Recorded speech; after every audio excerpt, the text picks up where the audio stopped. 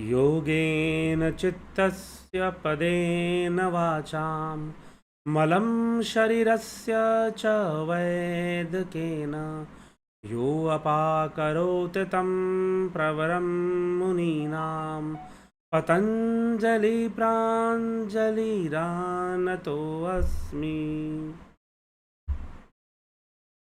जिज्ञासु मित्रों, बहुत बहुत अभिनंदन है आप सभी का दिव्य सृजन में। प्रत्येक दिवस की भांति आज भी हम यहाँ पर लाइव चर्चा का कार्यक्रम शुरू कर रहे हैं और आज के इस लाइव चर्चा का जो विषय है वैराग्य रहस्य। वैराग्य के विषय में हम चर्चा करेंगे, वैराग्य को समझने का प्रयास करेंगे और कितने प्रकार के वैराग्य महर्षि पतंजलि ने बताए। वैराग्य की चर्चा आती क्यों है? वास्तव में जितनी भी बातें हैं वो एक क्रम में चल रही हैं, एक सीक्वेंस में आगे बढ़ रही हैं, कनेक्टेड हैं आपस में। तो अभी तक जो हमने सुना, जो समझा, वह है वृत्तियाँ, चित्त वृत्ति निरोध। फिर स्वरूप का रहस्य क्या है? चित्त वृत्ति निरोध होने से स्वरूप की अवस्था बनती है।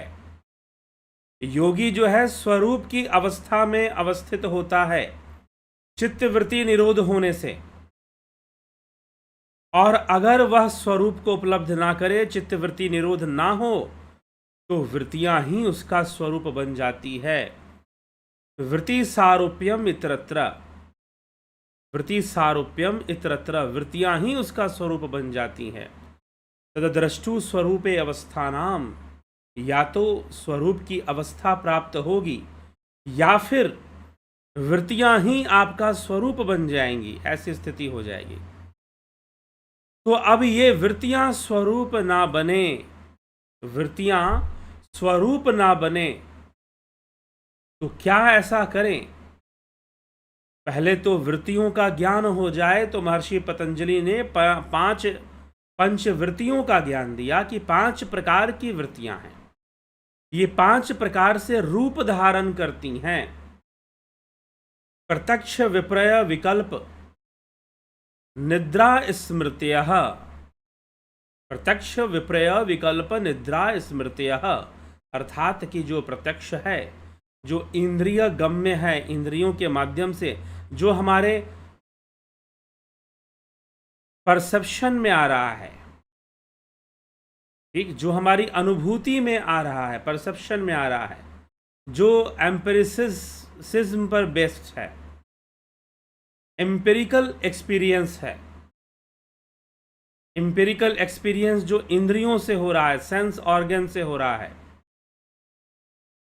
ठीक, सेंसुअस एक्सपीरियंस है, सेंसरी एक्सपीरियंस है, तो वह प्रत्यक्ष है। इसके अलावा जो इन्फ्रेंस है, परसेप्शन बेस्ड जो इन्फ्रेंस है, जो अनुमान है, वह भी प्रत्यक्ष अनुभूति है। और जो आगम, वह भी प्रत्यक्ष वृत्ति है, अनुभूति नहीं। यहां पर वृत्ति की चर्चा।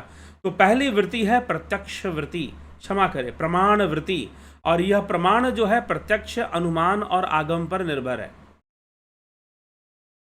तो पहली वृत्ति है प्रमाण वृत्ति, दूसरी वृत्ति है विपर्य वृत्ति, विपर्य वृत्ति, तीसरी वृत्ति है विकल्प वृत्ति, कल्पना, विकल्प वृत्ति, चौथी है निद्रा और पांचवी है स्मृति। तो हमारा संपूर्ण जीवन इन 5 वृत्तियों में ही घूमता है। हमारा संपूर्ण जीवन इन 5 वृत्तियों में ही घूमता फिरता रहता है। हम 24 घंटे में किसी ना किसी वृत्ति में होते हैं। 24 आवर के अंदर हम किसी ना किसी वृत्ति में होते हैं। या तो हम प्रमाण वृत्ति में हैं, या तो हम विपर्य वृत्ति में हैं, या तो हम विकल्प वृत्ति में हैं, या फिर निद्रा में हैं, और नहीं तो हम स्मृति में हैं। छठी वृत्ति नहीं होती और इन्हीं वृत्तियों में हम रहते हैं। छठी वृत्ति कुछ होती भी है तो वह योगियों के लिए है, योग साधकों के लिए है। तो यह वृत्तियां होती हैं। इन वृत्तियों को भी हमने विस्तार से कल समझने का प्रयास किया। एक एक वृत्ति पर एक एक सूत्र दिए गए हैं महर्षि पतंजलि के द्वारा, उनको समझाने के लिए। अब यह वृत्ति निरोध का लक्ष्य पूर्ण हो, उसके लिए एक श्रेष्ठ साधक को क्या करना चाहिए? श्रेष्ठ साधक को क्या करना चाहिए, ध्यान रखिएगा। कई प्रकार के साधकों का वर्णन यहां पर है, लेकिन जो श्रेष्ठ साधक है, लो कैटेगरी के भी साधक हैं, मीडियम वाले भी हैं और हाई कैटेगरी के, तो ये हाई कैटेगरी वालों के लिए बात कही जा रही है।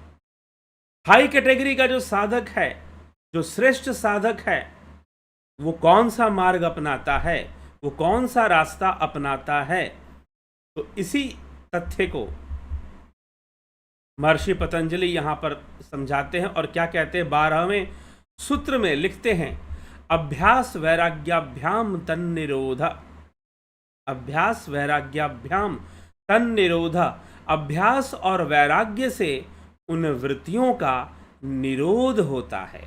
ये ज्ञान दे रहे हैं, अभ्यास और वैराग्य से उन वृत्तियों का निरोध होता है। कौन सी वृत्तियों का? यह जो पंच वृत्तियां हैं, प्रमाण विप्रय विकल्प निद्रा स्मृतियः, यह जो पंच वृत्तियां हैं, इनका निरोध अभ्यास और वैराग्य से होता है, अभ्यास और वैराग्य से होता है। तो अब ये अभ्यास और वैराग्य, जब अर्जुन ने प्रश्न किया श्री कृष्ण भगवान से, अर्जुन ने पूछा कि चंचलम ही मनः कृष्ण प्रमाथि बलवद दृढ़म तस्याहम निग्रहे मन्ने वायुरीव सुदुष्करम। हे कृष्ण, यह मन बहुत ही चंचल है, चंचलम ही मना कृष्ण प्रमाथि बलवद दृढ़म। हे कृष्ण, यह मन बहुत ही चंचल है, प्रमाथि है, बलवद दृढ़म है, ठीक है, बहुत बलवान है। इसका निग्रह करना तो जैसे वायु का निग्रह करने के समान है। वायु का निग्रह करने के समान इस मन का निग्रह करना है। तो मन का निग्रह करना, वायु के निग्रह, तो फिर कैसे होगा? आप कैसे कह रहे हैं? तो श्री कृष्ण भगवान अर्जुन को उत्तर देते हुए कह रहे हैं, असंशयम महाबाहो मनो दुर्निग्रहम चलम। इसमें कोई संशय नहीं है अर्जुन की मन का निग्रह निश्चय ही बहुत दुष्कर है, अत्यंत कठिन है। लेकिन फिर भी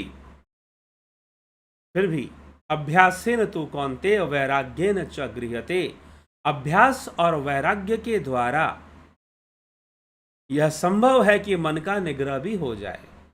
करत करत अभ्यास से जड़मति होत सुजान, जड़मति भी सुजान हो जाता है। रस्सी पत्थर को काट देती है, एक सुतली रस्सी बार बार घिसा जाए, पत्थर को भी काट देती है, घिस देती है। जड़मति होत सुजान, रसरी आवत जात ते शिल पर पड़त निशान। तो अभ्यास सर्वोपरि है, अभ्यासी बनो, अभ्यास करना पड़ेगा। कोई सोचेगा कि मुझे कोई अभ्यास ना करना पड़े, मुझे कोई साधना ना करना पड़े और अपने आप सारे चमत्कार हो जाएं, अपने आप मुझे मुक्ति मिल जाए, अपने आप गुरुजी ऐसे कर देंगे, तो जहां गुरुडम का माहौल है वहां पर तो ऐसा ही बताया जाता है कि अपने आप ही हो जाएगा। लेकिन शास्त्र ऐसी मान्यता नहीं रखते, शास्त्र कहते हैं अभ्यासी बनो। महर्षि पतंजलि यहां कह रहे हैं अभ्यासी बनो, अभ्यासेन तु कौन्तेय वैराग्येन च गृह्यते। अर्जुन, अभ्यासी बनो, तुम्हें अभ्यास करना चाहिए, अभ्यासी बनना चाहिए और अभ्यास के साथ वैराग्य लाना चाहिए। तो अब ये अभ्यास कैसे होगा, वैराग्य कैसे होगा? महर्षि पतंजलि इस विषय में क्या कहते हैं, तो अगले सूत्र में कहते हैं, 13वें सूत्र में, अभ्यास क्या है? तत्र स्थितौ यत्नो अभ्यास।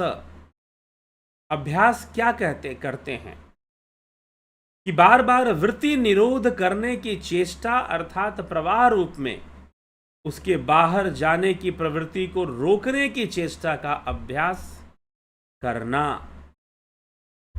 ठीक, अभ्यास करना कि आप वृत्ति निरोध का निरंतर अभ्यास कीजिए, अपनी एक साधना कीजिए और उससे आप अभ्यास कीजिए कि कैसे चित्त वृत्ति का निरोध होगा। तो चित्त वृत्ति निरोध, तत्र स्थितो यत्नो अभ्यासः। चित्त वृत्ति को रोकने के लिए बार बार यत्न करना, अभ्यास करना, चित्त वृत्ति के वशीभूत ना होने का बार बार अभ्यास करना, यह अभ्यास का विषय है। तो पहले अभ्यास होगा और अभ्यास का फल क्या होगा? वैराग्य क्या है? वास्तव में वैराग्य अभ्यास का ही फल है, परिणाम है उसका। तो अभ्यास का फल क्या होगा? तो अभ्यास का फल बताते हुए महर्षि पतंजलि कहते हैं, सतु दीर्घ काल नैरंतर्य सत्कारा सेवितो दृढ़ भूमि। सतु दीर्घ काल नैरंतर्य सत्कारा सेवितो दृढ़ भूमि। बहुत काल तक, परंतु वह जो अभ्यास है बहुत काल तक निरंतर और आदर पूर्वक संगोपांग सेवन किया जाने पर, मतलब निरंतर अभ्यास करने पर दृढ़ भूमि प्राप्त होती है, दृढ़ अवस्था प्राप्त होती है।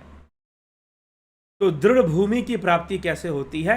निरंतर अभ्यास करने से। जो परीक्षार्थी हैं वो ध्यान रखेंगे, जो विद्यार्थी हैं वो ये सब टर्म ध्यान रखेंगे। इनसे संबंधित आपसे प्रश्न पूछे जा सकते हैं कि दृढ़ भूमि का निर्माण कैसे होता है, दृढ़ भूमि कैसे बनती है?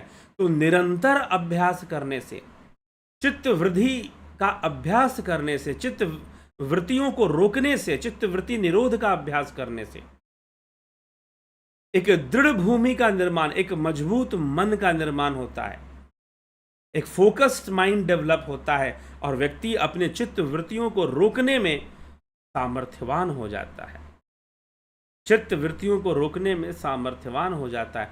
तो चित्त वृत्ति का निरोध होना चाहिए, तो चित्त वृत्ति के निरोध का अभ्यास करना चाहिए और अभ्यास करने से दृढ़ भूमि बनती है, मतलब दृढ़ अवस्था बनती है। मन में एक दृढ़ अवस्था आती है, कॉन्फिडेंस बढ़ जाता है कि हाँ मैं योग कर सकता हूं, मैं योग मार्ग में सफल हो सकता हूं।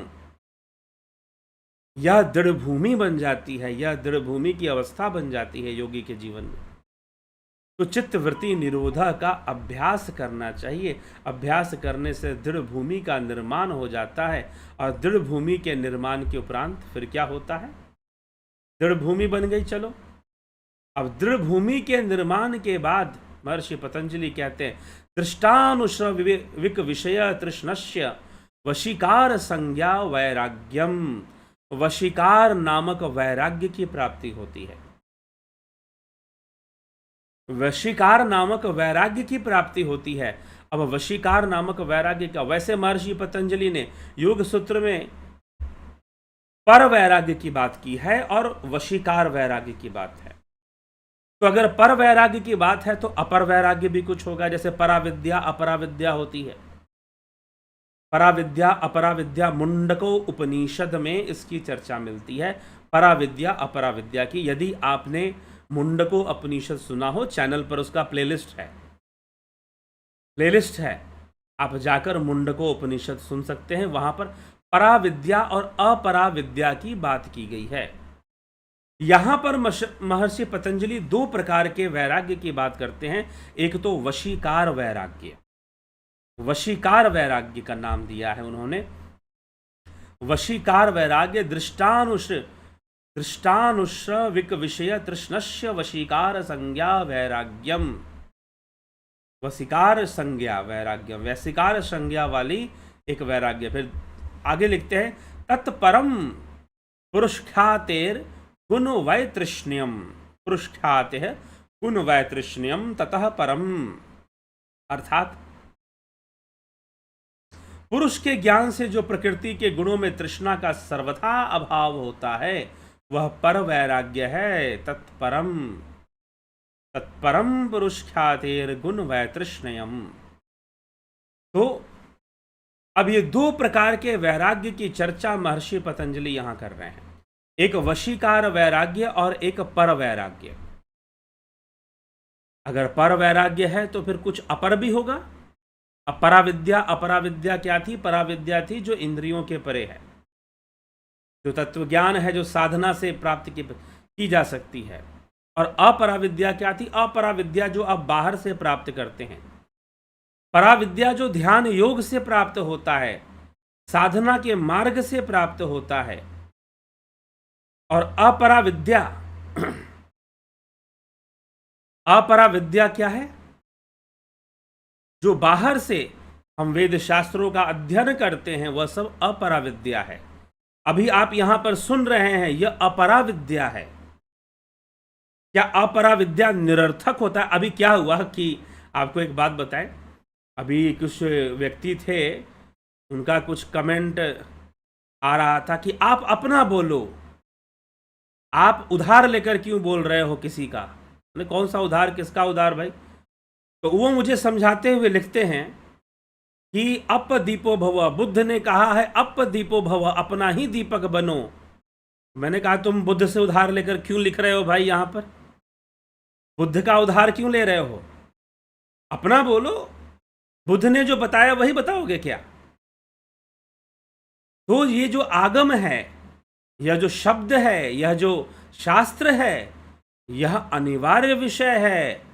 नहीं तो नहीं होने से अब यहां पर एक और व्यक्ति, अब चक्कर क्या है कि मूर्खता असीमित होती है, और दूसरा क्या है कि एक तो मूर्ख आदमी और उसे गुरुडम मिल जाए तो वो महामूर्ख साबित होना शुरू हो जाता है।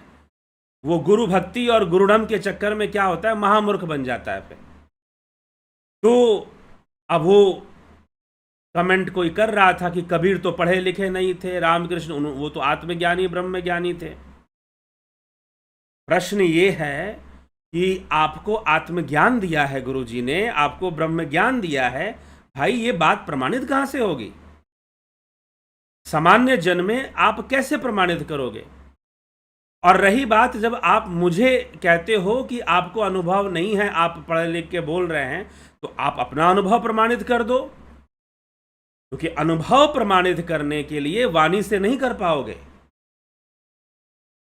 सूक्ष्म जगत में आना पड़ेगा मिलने के लिए, तब प्रमाणित कर पाओगे। ठीक है? तो नहीं तो ध्यान योग करो। फिर ध्यान योग सिखाया जा रहा है, कई लोग ध्यान योग कर रहे हैं और कई लोग बहुत बहुत अद्भुत अनुभूतियां प्राप्त कर रहे हैं, अंतर अनुभूतियां प्राप्त कर रहे हैं। ठीक है? आओ करो प्राप्त अंतर अनुभूतियां, तुमको पता चलेगा कि किस आधार पर यहां बातें कही जा रही हैं, अनुभव के आधार पर कही जा रही हैं कि मात्र पढ़ के कही जा रही हैं। लेकिन अध्ययन का महत्व क्या है, कि सटीक बातें क्या हैं, वो हमें पता चलना, नहीं तो बहुत गलतियां भी हो सकती हैं। इसीलिए जब लोग मुझसे कहते हैं कि आप कबीर पर बोलिए, मैं क्यों कबीर पे बोलूं? कबीर क्या कुछ नया लेकर आ गए थे क्या? या वही उपनिषदों का ज्ञान नए तरीके से बखार रहे थे? कुछ नया लेकर आ गए थे कबीर? ठीक है, कुछ नया लेकर आ गए तो जाओ नया ले लो फिर। तो यही समस्या है। समस्या क्या है कि बहुत छोटी सी बात को लोग बहुत बड़ा करके दिखाते, और हमें लगता है कि शायद बहुत विशेष बात बताई जा रही है, बहुत विशेष बात बताई जा रही है। इसी तरह से आज मैं देखता हूं कई धार्मिक संस्थाएं हैं जो ब्रह्म ज्ञान शब्द का प्रयोग करती हैं, राजयोग शब्द का प्रयोग करती हैं, और ना वहां राजयोग मिल पाता है और ना ब्रह्म ज्ञान मिल पाता है। समस्या तो यहां पर है। तो ब्रह्म ज्ञान की अवस्था क्या है? यह वो शास्त्र और वो हमारे ऋषि मुनि जिन्होंने इस विषय पर चर्चा की है, उनकी वाणी से हमें पता चलेगा कि ब्रह्म ज्ञान किसे कहते हैं। आदि गुरु शंकराचार्य बता रहे हैं कि ब्रह्म और आत्मा का एकत्व बोध हो जाना, ब्रह्मात्म एकत्व बोधम।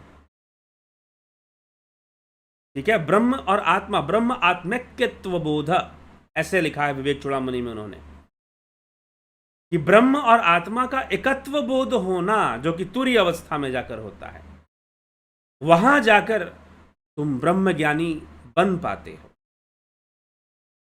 ठीक है?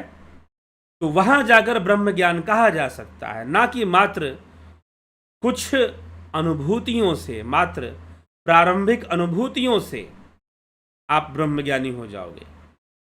ठीक है, योग करिए आप। इसलिए श्वेतास्त्रो उपनिषद ने ध्यान योग बताया है कि ध्यान योग करना चाहिए, ध्यान योग के मार्ग पर चलना चाहिए। ध्यान योग करने से ब्रह्मज्ञान होता है। तो पता चला कि आपको पता ही नहीं है कि ब्रह्मज्ञान किसे वास्तव में शास्त्र कहते हैं। शास्त्रों का, अरे भाई, आप जब ये कहा जाता है, हमारे शास्त्र तो ये कहते हैं देहस्ता सर्व तीर्थानि, देहस्ता सर्व देवन धाम, देहस्ता सर्व विद्याश्च गुरुवाक्यान लभ्यते। तो भैया स्कूल जाने की क्या जरूरत है? विद्यालय में एडमिशन लेने की क्या जरूरत है? किसी भी तरह की पढ़ाई लिखाई करने की क्या जरूरत है? और इस सिद्ध महापुरुषों के एनजीओ रजिस्टर्ड कराने की क्या जरूरत है? जो अनुभव का दावा करते हैं वो जाकर एनजीओ क्यों रजिस्टर करवा लेते हैं? सोसाइटी रजिस्ट्रेशन की क्या जरूरत है? ठीक है, तो क्या जरूरत है? सारी विद्या देह के अंदर है, सारी विद्या सारे देवधाम शरीर में है, ये हमारे शास्त्र कहते हैं। तो फिर आवश्यकता ही नहीं है कि किसी विद्यालय में जाकर आप एडमिशन लो, पढ़ाई करो, लिखाई करो, कोई जरूरत ही नहीं है। सब कुछ व्यर्थ हो जाता है, तो सब गलत ही तो हो रहा है ना, फिर क्यों पढ़ाई लिखाई हो रही है? जाओ ढूंढ लो विद्या, तुम्हारे देह में तो है ही। तो यह समझने की आवश्यकता है। यहां पर सिर्फ बड़ी बड़ी बातें और कमेंट कर देने से नहीं हो जाता, प्रमाणित करो ना अपने बातों को, प्रूफ करो अपनी सिद्धि से, अपनी शक्ति से। ठीक, कि आपको कोई अनुभव नहीं है तो यहां कमेंट करने क्यों आए हो भाई? ठीक है, तो इस तरह के व्यर्थ के कमेंट और करने वालों को फिर बाद में उन्हें थोड़ा उत्तर देकर उनको फिर दूसरा मार्ग दिखाना पड़ता है। तो इसीलिए ये पता चलता है, इन रियलिटी भ्रम ना फैले। आज देखो बहुत सारे वैराग्य के नाम पर बहुत सारा भ्रम है, वैराग्य के नाम पर बहुत सारा भ्रम है।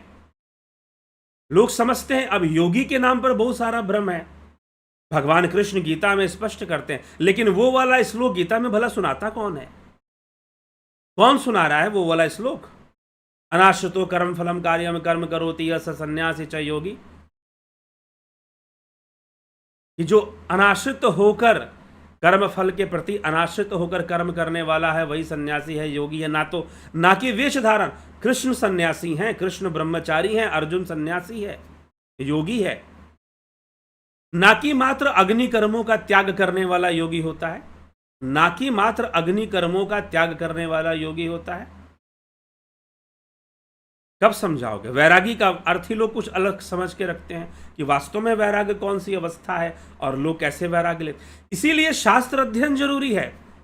पता चलेगा आपको, शास्त्र पता ही नहीं है कि शास्त्र में क्या लिखा हुआ है, और कोई आत्मज्ञान के नाम पर, वही बात है कि बहुत बड़ा नाम लेकर छोटी सी चीज पकड़ा देगा। राजयोग पता ही नहीं कि राजयोग शास्त्रों में किसे कहा गया। बहुत बड़ी संस्था है, राजयोग के नाम पर अपना प्रचार करती है, लेकिन जो शास्त्र सम्मत राजयोग है उसका नामो निशान वहां पर नहीं है, उसका नामो निशान उस तथाकथित संस्था में नहीं है।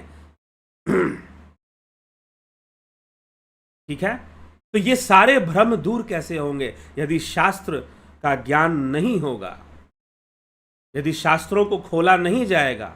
ये लंबे समय में जहां पर हमारे शास्त्र विलुप्त रहे, भगवान कृष्ण भी कहते हैं कि हाँ विलुप्त हो जाते हैं, तो लंबे समय तक विलुप्त रहे। अब आवश्यकता है कि हम शास्त्रों से जानें कि हम जो भी हमारा धर्म है, पूजा पाठ साधना, हमारी धार्मिक संस्कृति, साधना और संस्कृति जो भी है, हमारे शास्त्र किस प्रकार से हमें समझाते हैं, सरलता पूर्वक हमें समझ में आए, जनमानस को समझ में आए और धार्मिक सुधार हो पाए। अब यहां पर कुछ लोग बहुत बड़े अनुभवी हैं, भैया इतने ही बड़े अनुभवी हो, इतने ही बड़े ज्ञानी हो तो ले आओ कुछ क्रांति व्रांति, कुछ अपना सिद्धि प्रयोग करो। यहां पर कमेंट करेंगे कि नहीं आपको कोई अनुभव नहीं है, आप ऐसे ही पढ़ के बोल रहे हैं। तो हम तो कहते ही पढ़ के बोल रहे हैं, तो हम आमने सामने पढ़कर बोलते हैं। ठीक है, लेकिन उसका उद्देश्य क्या है? अनुभव की ओर चलना। शास्त्र वाक्यों को समझने के लिए भी अनुभव होना जरूरी है। शास्त्र वाक्यों को समझने के लिए भी अनुभव होना जरूरी है। साधना का सटीक अनुभव होगा तभी आप वाक्यार्थ कर पाएंगे, उन वाक्यों का सही अर्थ दे पाएंगे। तो एक तो ऐसे ही गलत परिभाषाएं लगाकर लोग बैठे हुए हैं, गलत अर्थ का अनर्थ करके लोग बैठे हुए हैं। कोई मन मर्जी का राजयोग दे रहा है, कोई मन मर्जी का ब्रह्म ज्ञान दे रहा है।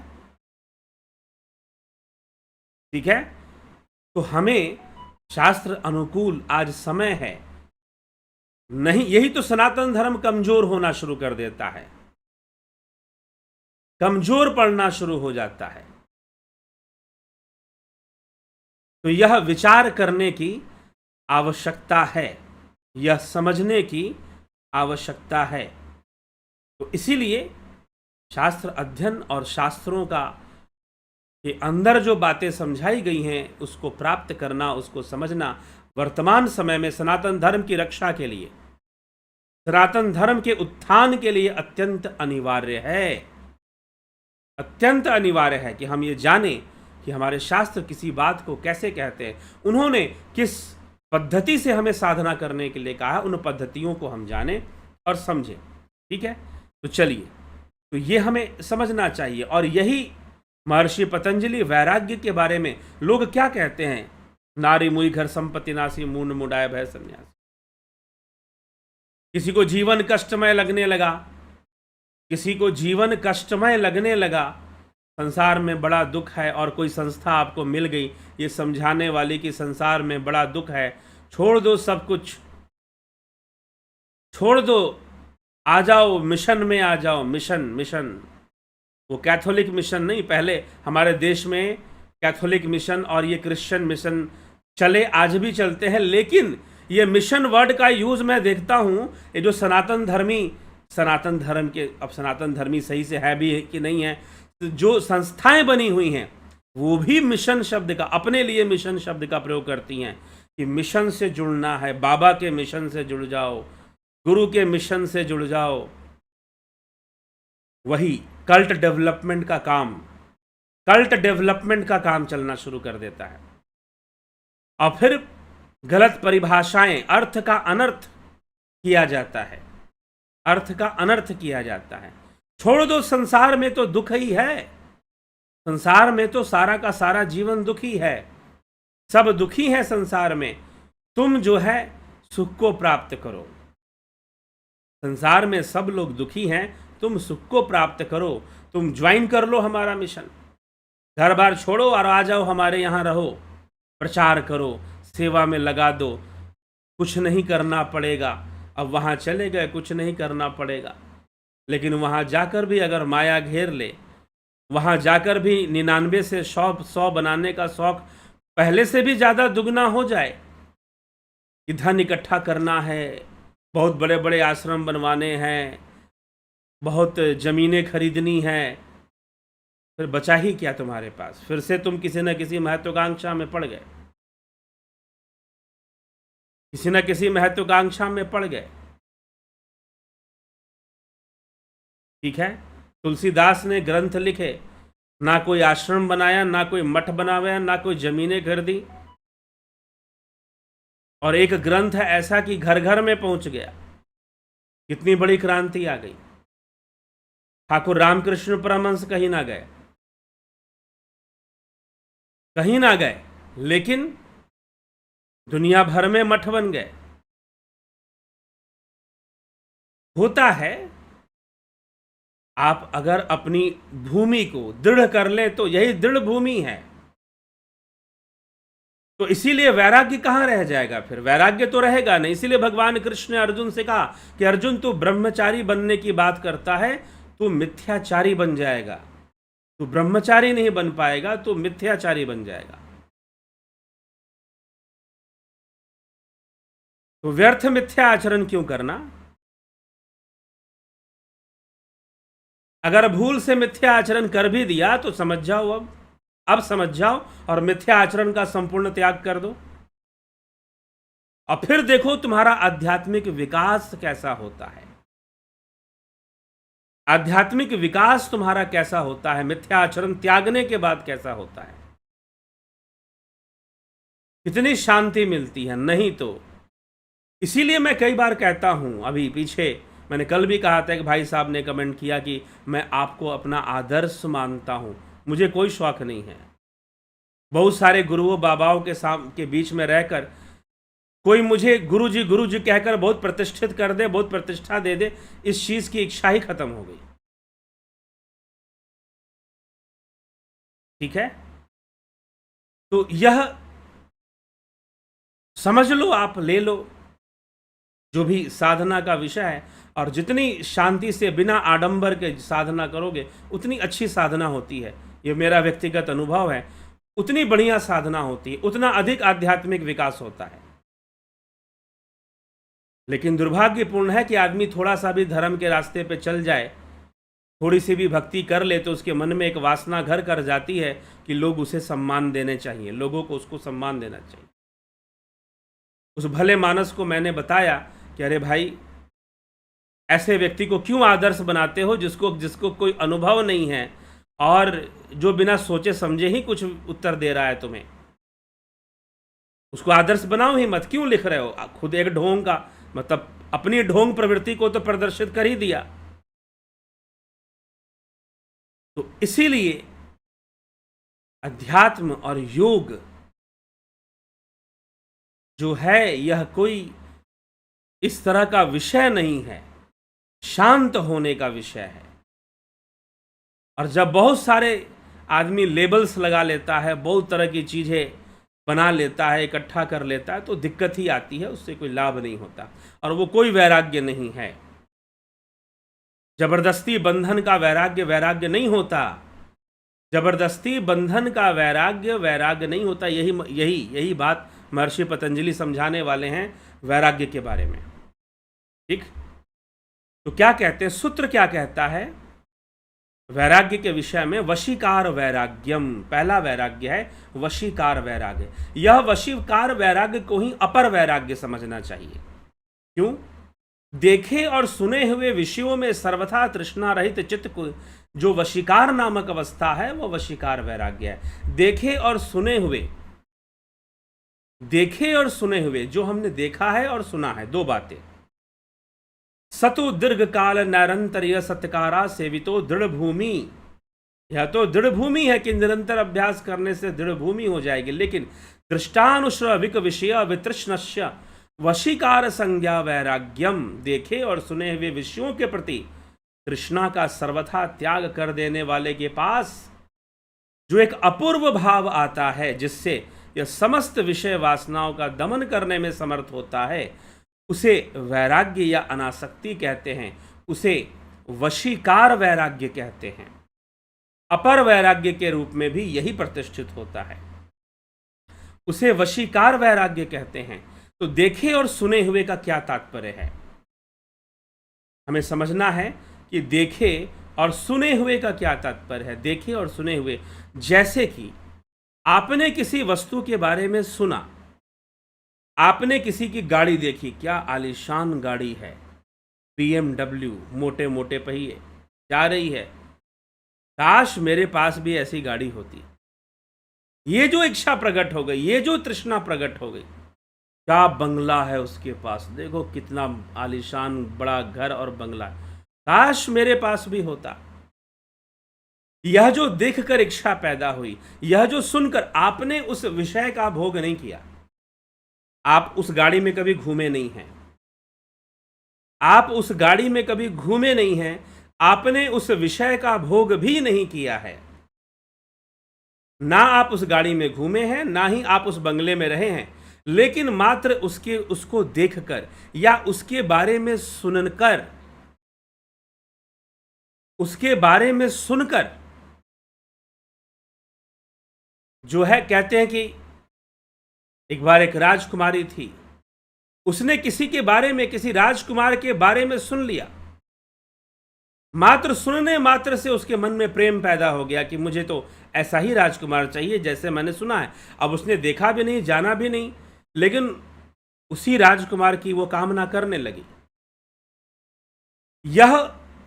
यह जो तृष्णा पैदा हो रही है, जिसको आपने भोगा नहीं है,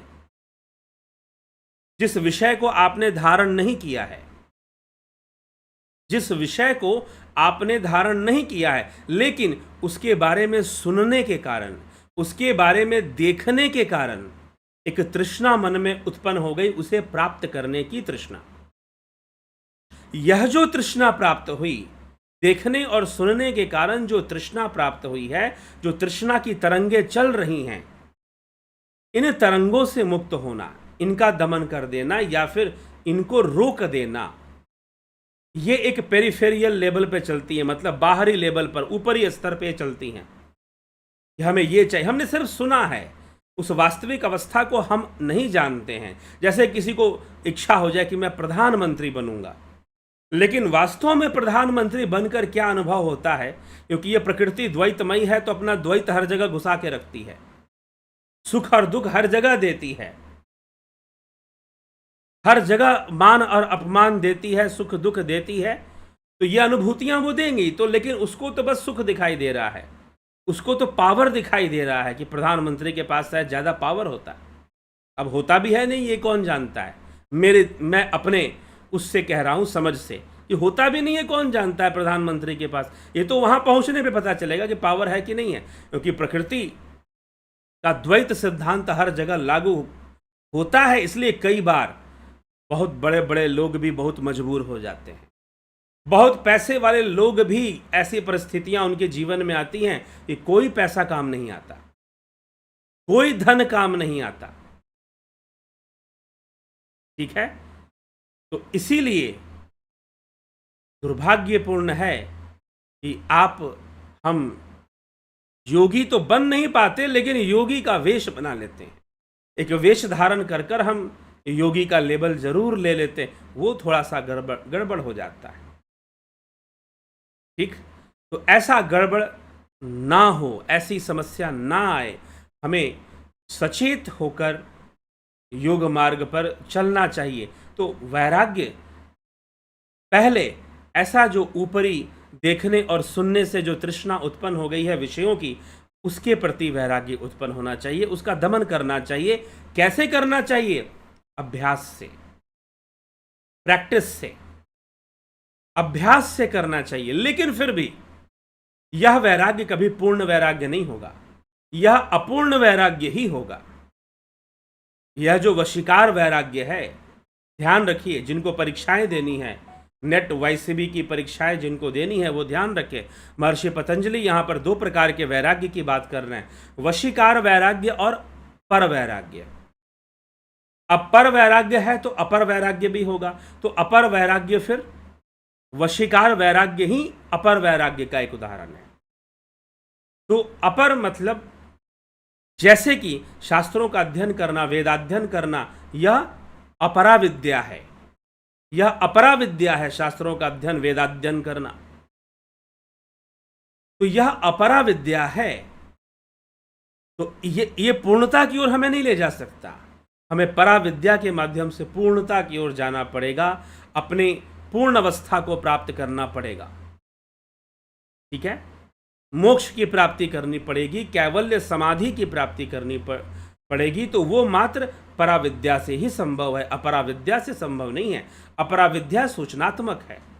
वैसे ही देखे और सुनने से जो मन में तृष्णा उत्पन्न हो गई, मात्र इंफॉर्मेशन से, सिर्फ इंफॉर्मेशन से जो मन में तृष्णा उत्पन्न हुई है, उसका दमन कर देना, यह वशीकार वैराग्य है, यह वशीकार वैराग्य है, यह अपर वैराग्य है, ऐसा समझना चाहिए।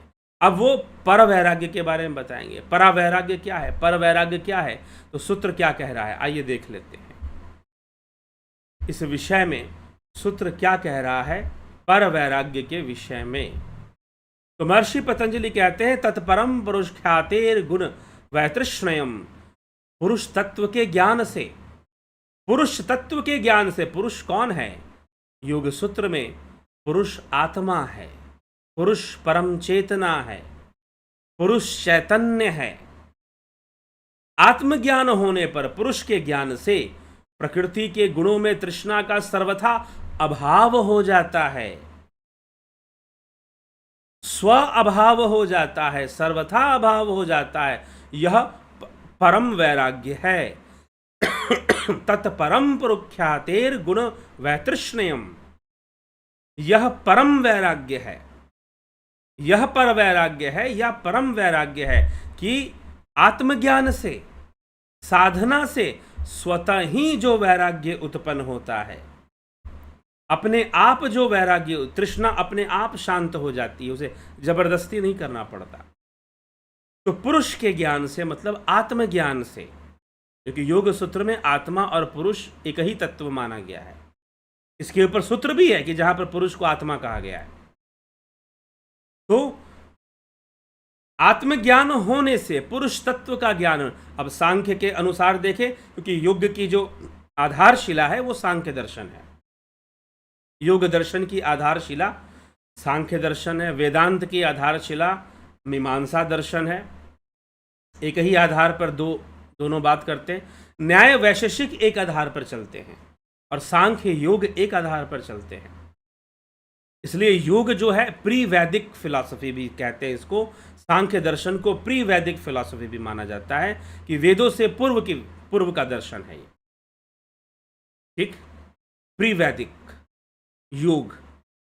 तो योग के अंतर्गत यह परम वैराग्य की अवस्था कैसी है, जो जबरदस्ती नहीं लाई जाती, जिसमें दमन की विधि नहीं चलेगी। यहां कोई दमन नहीं चलेगा। यहां जबरदस्ती से किसी को रोकथाम करने की आवश्यकता नहीं है। आत्मज्ञान होने से, पुरुष ख्याति होने से, पुरुष ख्याति मतलब पुरुष का ज्ञान होने से। पुरुष कौन है? 25वां तत्व पुरुष है। सांख्य दर्शन के अनुसार 25वां तत्व पुरुष है। ठीक, तो 25वां तत्व पुरुष, तो उस पुरुष का ज्ञान हो जाने से, उस पुरुष का ज्ञान हो जाने से क्या होता है? स्वतः ही परम वैराग्य की प्राप्ति होती है। कुछ करना नहीं पड़ता, परम वैराग्य की प्राप्ति हो जाती है। और ऐसा परम वैरागी योगी अब किसी भी अवस्था में रहे, उसको कोई फर्क नहीं पड़ता। वो भोजन करेगा तो स्वाद के प्रति उसका वैराग्य होता है। उसी के लिए आदि गुरु शंकराचार्य कहते हैं, योग रतो वा भोग रतो वा संग रतो वा संग विहीना। योग में रहे, भोग में रहे, संग में रहे, विसंग में रहे, जंगल में रहे, शहर में रहे, कहीं पर भी रहे, कोई फर्क नहीं पड़ता उसका, कोई फर्क नहीं पड़ता। वो अपना वैराग्य में रहता है, वो वैरागी बनकर ही रहता है। जैसे राजा जनक को विदेही कहा गया, राजा रहते हुए भी वो विदेही ही थे, वैरागी ही थे। तो वो एक स्वाभाविक वैराग्य है, वो इसीलिए उसे परम वैराग्य कहा गया। वो जबरदस्ती नहीं आता, वो तो पुरुष के ज्ञान से आता है, वो तो आत्म प्रतिष्ठा से, आत्मज्ञान की प्रतिष्ठा से, ब्रह्म ज्ञान से आता है। ये कहो, उस चैतन्य से जब हम जुड़ जाते हैं, उस चैतन्य के प्रवाह में प्रवाहित होते हैं। हमारी संपूर्ण वृत्तियां उस चैतन्य की अग्नि में आहुति प्राप्त करती हैं। ठीक है, संपूर्ण वृत्तियां। तो वहां पर एक वैराग्य उत्पन्न होता है, वहां पर एक वैराग्य उत्पन्न होता है और बड़ा स्वाभाविक होता है। उसे जबरदस्ती नहीं लाया जाता, वो अपने आप आ जाता है। वो ऐसा आत्मज्ञान होने से, वैसी अवस्था बनने से, ध्यान योगी की जब वैसी अवस्था बनती है तो वो अपने आप ही हो जाता है। उसी को परम वैराग्य कहा गया है, उसी को पर वैराग्य या परम वैराग्य के नाम से कहा गया है। वो परम वैराग्य है और वास्तव में वही वास्तविक वैराग्य है। वास्तव में वही वास्तविक वैराग्य है, वही असली वैराग्य है। वह वैराग्य होना ही अनिवार्य है। ठीक है, वह वैराग्य होना ही अनिवार्य है। उस वैराग्य की प्राप्ति ही जरूरी है, जो अपने आप, जो कैसे होता है? पुरुष के ज्ञान से होता है, पुरुष ख्याति से होता है, आत्मज्ञान से होता है।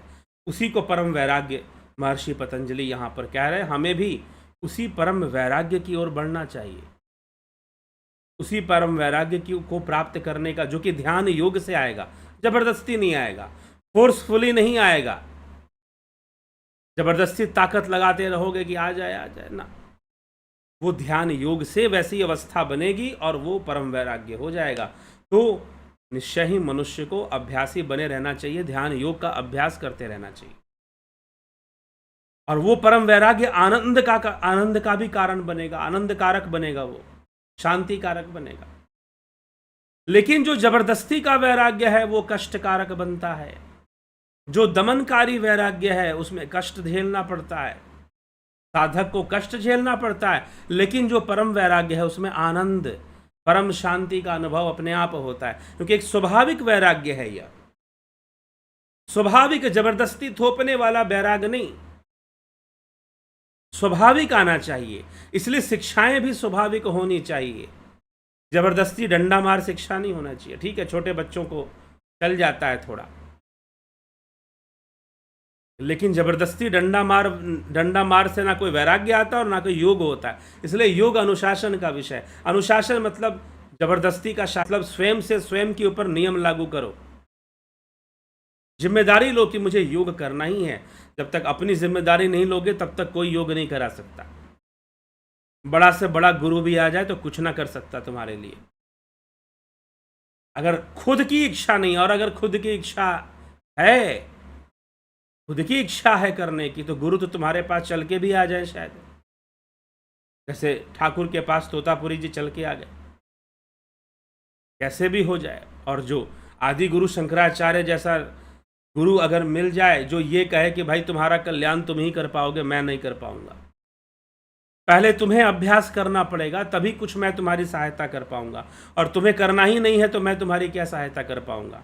विवेक चूड़ामणि में आदि गुरु शंकराचार्य कितनी स्पष्ट वायता के साथ ये बात कह देते हैं। लेकिन दुर्भाग्य कितना है कि आज के समय में ऐसा माहौल बना हुआ है जहां पर गुरु जी लोग कहते हैं कि बेटा मैं ही तेरा कल्याण करूंगा, सब कुछ छोड़ छाड़ कर समर्पित हो जा।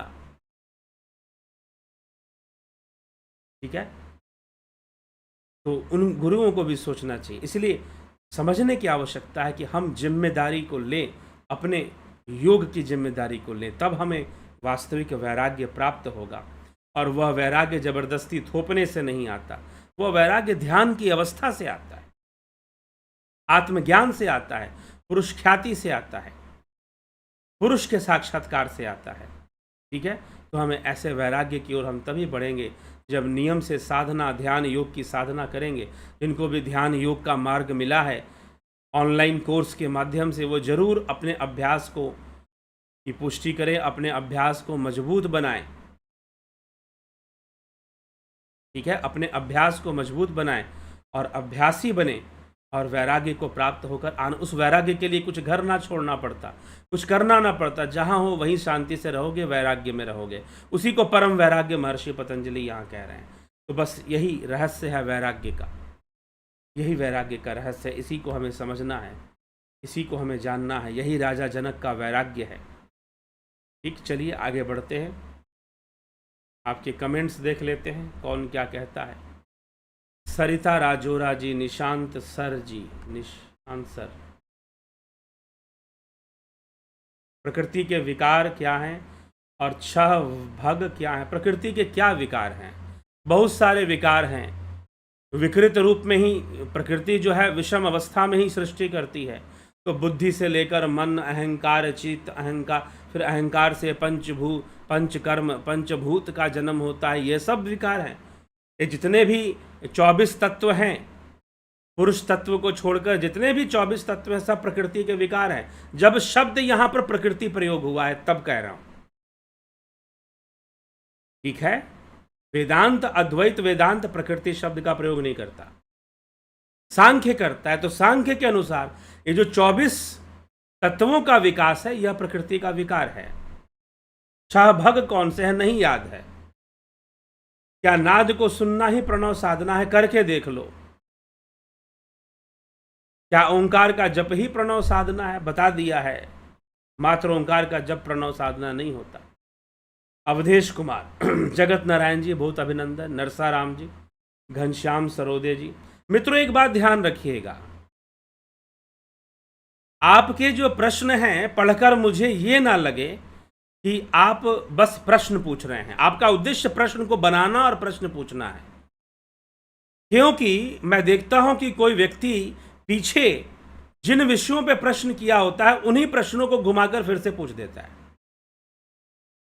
तो फिर लगता है कि उत्तर प्राप्त करना उसका उद्देश्य नहीं है, उसका उद्देश्य बस प्रश्नों का निर्माण करना है। और शायद उसको लगता है कि भाई प्रश्नों का मैं निर्माण करूंगा तो ये मेरे ऊपर फोकस करेंगे, थोड़ा ध्यान देंगे, मेरे नाम पर थोड़ा देर टिकेंगे। तो कुछ ऐसा उद्देश्य सामने आने लग जाता है, लगता है कुछ ऐसा करने की कोशिश की जा रही है। ठीक है, तो आप ध्यान रखें, विचार करके ही आप प्रश्न करें। हो सकता है कि आपके प्रश्न का उत्तर पहले ही दिया जा चुका हो। ओम तत्सत। We all have expectation towards our friends and families but we end up always getting disappointed. How to increase vairagya towards the world? And through practice, abhyas vairagyabhyam tannirodha. Through practice and through understanding, समझ के साथ। संसार ऐसा ही है, और हर चीज संसार में हर चीज डिसअपॉइंट करेगी ऐसी बात नहीं है। कुछ चीजें हमें खुश भी कर सकती हैं, लेकिन वह खुशी भी क्षणिक है। अगर वह खुशी भी आती है तो वो भी क्षणिक, लेकिन वह वैराग्य जबरदस्ती नहीं आना चाहिए। लेक्चर देना बहुत आसान है, गुरुजी बोल दिया अरे वैरागी बनो, वैराग्य में ही परम सुख है। जी हाँ, शास्त्र ऐसा ही कहते हैं कि वैराग्य में ही परम सुख है, लेकिन वह वैराग्य डंडे मारने से नहीं आता, वह वैराग्य जबरदस्ती थोपने से नहीं आता, दमनकारी नीति से नहीं आता। वो ध्यान योग का अभ्यास करते करते स्वतः ही आत्मज्ञान से, पुरुष ख्याति से वह वैराग्य आ जाता है। तो जो स्वतः आता है उसमें आनंद होता है, और जो स्वतः नहीं आया उसमें पीड़ा होती है, उसमें कष्ट होता है, क्योंकि आप उसके लिए तैयार नहीं हैं और जबरदस्ती का वैराग्य थोपने में लगे हुए हैं, थोपने में लगे हुए हैं। तो उस वैराग्य से पीड़ा है, उस वैराग्य में कष्ट है। जो स्वतः आता है वह वास्तविक वैराग्य होता है। ठीक है, तो उसके लिए हमें अभ्यासरत रहना चाहिए। लेकिन इसका मतलब ये नहीं कि हम जो पहले वाला जो वैराग्य वो है उसका अभ्यास करना चाहिए, और निरंतर ध्यान योग करते हुए, ध्यान योग से, पुरुष ख्याति से, आत्मज्ञान से वैराग्य स्थापित होगा, परम वैराग्य स्थापित होगा। तत्परम पुरुष ख्यातिर वृतस्नेया, ठीक ना, तृष्णा से मुक्ति होगी। तो पुरुष ख्याति से, आत्मज्ञान से वैराग्य अपने आप, सारी चीजों से जो लगाव है, जो राग है, वो अपने आप ही खत्म हो जाएगा। जबरदस्ती रोकने की आवश्यकता नहीं। फिर तो क्या है, फिर तो वो योगी संसार में सांसारिक रूप से भी जीवन व्यतीत करे तो वैरागी ही रहेगा, वैरागी ही बना रहेगा। ठीक है, विक्रम सिंह जी, जयंती भाई पटेल, राकेश मराठे, कन्हई कुमार जी, सविता नायक जी, अवनी प्रधान, रतन सिंह जी, हीरा लाल यादव, विनोद कुमार शर्मा, उषा श्रीवास्तव, पवन कुमार गुप्ता, राम निवास मीना, पंकज सोनी, अमन कक्कर, विंदेश्वरी मिश्रा, माधुरी कोल्हे, रूपलाल विश्वकर्मा, श्वेता राय सिन्हा जी, बहुत अभिनंदन है आप सभी का। राम गोपाल जांगीर, संतोष देवी, शिवम भट्ट, राजू पाल, निशांत शर्मा।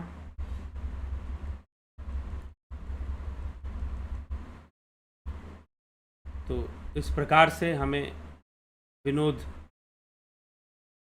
कुमार सूजिश, श्वेता कुमारी, बिमला सा, अमन कक्कर, कुछ लोगों की वृत्तियां ठीक नहीं थी और वो लोग अब इस दुनिया में नहीं हैं, पर मैं देखता हूँ उनके परिवार वाले उनकी तस्वीर मंदिर में भगवान के साथ रखते हैं। ठीक है, वो अपने पूर्वज के रूप में मानते होंगे, पितर के रूप में, देवताओं के साथ रखते हैं।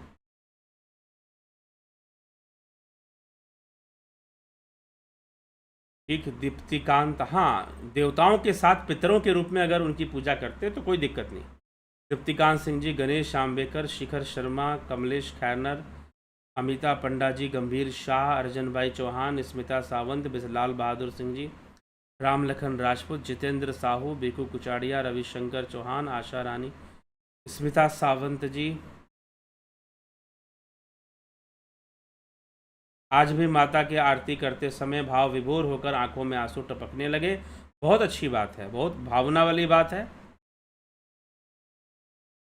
जब मन एकाग्र हो गया माता के चरणों में तो आंसू गिरे। रामविलास जी, विष्णु चंद्र मौर्य जी, अशोक गोयल, हरीश डंगवाल जी, नीति सिन्हा जी, विजय बाला जी, उत्कर्ष तिवारी, रमेश यादव, गणेश पवार, धन्यवाद भारत, ब्रह्मा जी, आशा रानी, ब्रह्मा जी, मूर्खों के नेगेटिव कमेंट को वैल्यू देकर टाइम बर्बाद करना नहीं सर, आपको समझना मूर्खों की बस की नहीं है। ठीक है, लेकिन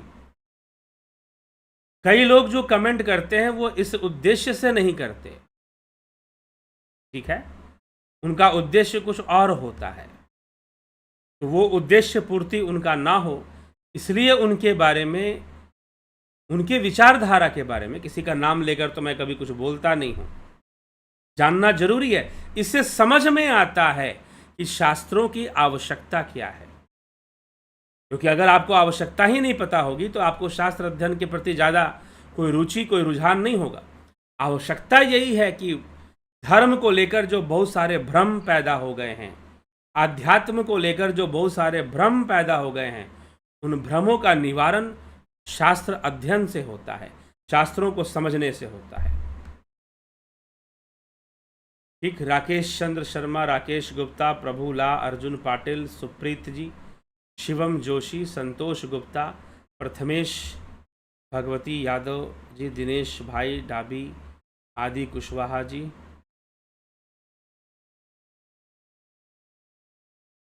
जन्मा तो पता है, लेकिन अजन्मा और स्वयंभू में एक क्या अंतर है? लगभग एक ही जैसी बात है। इसके लिए आप मांडुक्य कारिका में जाइए, वहां जन्मा अजन्मा की चर्चा है। अजन्मा जो अज है, अज मतलब जिसका जन्म ना होता। ठीक, तो ब्रह्म जो है जन्मा भी है अजन्मा, स्वयंभू जो स्वयं से बना है, तो स्वयंभू भी अजन्मा ही होगा। आदित्य खास रेसिपी, योगेश शर्मा।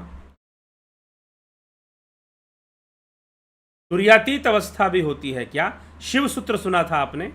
आदि कुशवाहा जी, मुझे लगता है कि जब शिव सूत्र पर चर्चा चल रही थी तो आप जो है कमेंट करते थे। तो शिव सूत्र पर तुर्यातीत अवस्था पे वीडियो भी बना हुआ है, प्लेलिस्ट में जाइए, वहाँ मिल जाएगा। संदीप अरोड़ा, मैंने पढ़ा है कि चित्त दर्पण के समान है और स्फटिक मणि की तरह ही, स्फटिक मणि की तरह है, जिसमें आत्मा अपने आप को देखता है। क्या यह सत्य है? अनुभव का विषय है, यह सत्य भी है और लेकिन अनुभव से समझ में आएगा। राहुल तिवारी जी, सुप्रीत जी, चंद्रेश्वर पांडे, राहुल तिवारी, नवजोत नाथ, मनीष यादव, जय श्री कृष्ण, हर हर महादेव। जलाराम रायका जी, बहुत बहुत अभिनंदन है आपका। तो सभी जिज्ञासुओं का, मित्रों का बहुत बहुत अभिनंदन।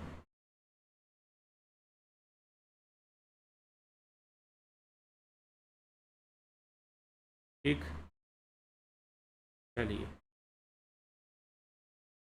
तो इसी प्रकार से आप अभ्यास करें। ध्यान योग का कोर्स अब 20 अक्टूबर से शुरू होगा।